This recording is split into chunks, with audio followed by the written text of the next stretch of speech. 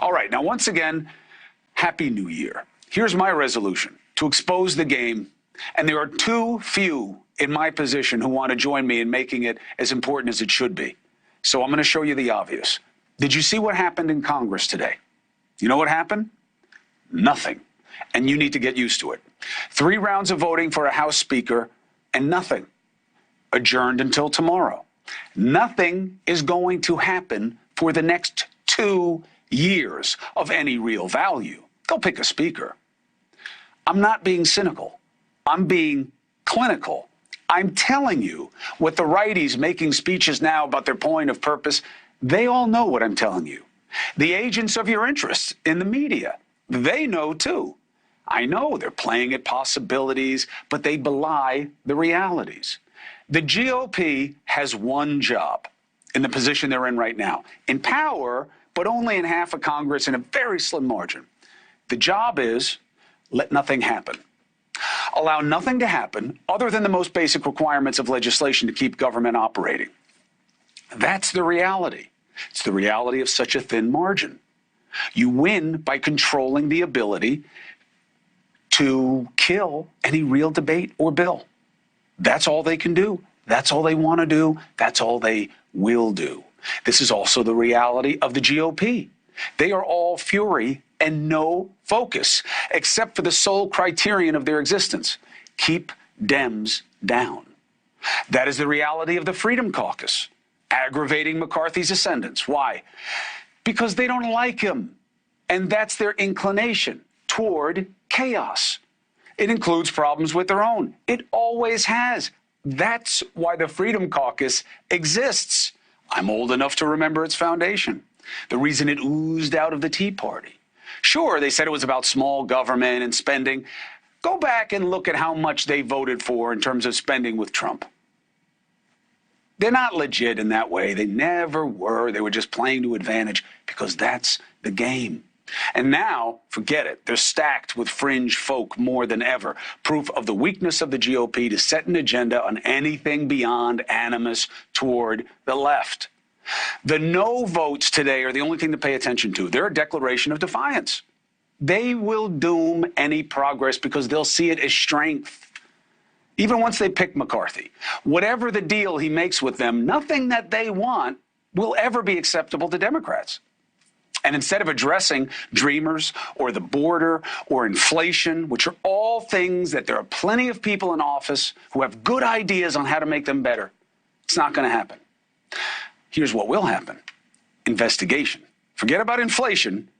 Think about what rhymes with it: investigation, because gotchas are the coin of the realm. And the right are going to pick up where the Democrats left off in a perverse turnabout is fair play. They're going to dig into Biden in a way that will make Benghazi seem like a mere moment of oversight based on reasonable suspicion, because that is the game. And you should know it. It's right in front of us. And the reality is there's zero chance a Democrat or anyone but McCarthy gets the speaker gig as of now. I know you're hearing a lot that is different. I get it. And yes, you can elect someone who isn't seated according to the Constitution. Congress can pick a speaker that isn't a member of Congress. But that's like an academic exercise. It's like for Trivial Pursuit. Unless Trump makes a move, it's just an academic exercise. It's a false hallway to keep your interest. And I know how to do the job. I mean, that's what the media is doing. It's playing at the possibility of an outsider. Oh, look, Jeffries, the Democrat, got more votes. Not going to happen. Simple math. And it's an equal sophistry at play here. Like saying, oh, there's a revolt in the ranks in the GOP. No, there isn't. It's all part of the same dynamic. It's part of the game. And being disgusted with some or all of the players doesn't matter. The only thing that matters is your will to leave the game, to reject the two-party system and demand that these people put you first. How? I don't have any power. Yes, you do. Yes, you do. Be a free agent. Be independent. Look what happened in the midterms. Make it a New Year's resolution. Be for yourself and your community, not some fealty to a fake family. They're not your family. Now, my hope is this time we jump to the end of the play. because this is theater. So I want us to be in Act 5, Scene 5. That would be the end of what Shakespeare would write. And this, my brothers and sisters, is worth a Google. Macbeth. That's what we're living. You know that Shakespeare play, Macbeth? It's such a metaphor for where we are. So Macbeth murders the king to become king, has this ensuing reign of terror against his opponents because he's afraid of suffering the same fate that he put on the king before him. But he eventually becomes exhausted by this pointless ambition, because power without purpose is just a game, and it's a hollow game, and that's what we see all around us. So now that he finds out it's been this hollow quest, Shakespeare puts it to poetry, and it nails where we are. It's one of the most famous soliloquies in all of his work. Tomorrow and tomorrow and tomorrow creeps in this petty pace from day to day, to the last syllable of recorded time, and all our yesterdays have lighted fools the way to dusty death. Out, out, brief candle, life's but a walking shadow, a poor player that struts and frets his hour upon the stage, and then is heard no more. And this is where the soliloquy hits home. This is where it really paints our present, okay?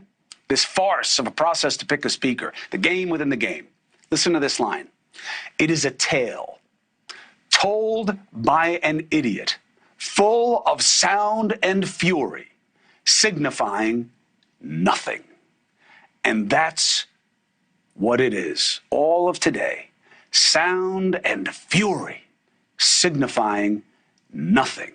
Because that is all that can come from a zero-sum binary game. And that is what we are playing at, again as ever, until you have the resolve to make it stop.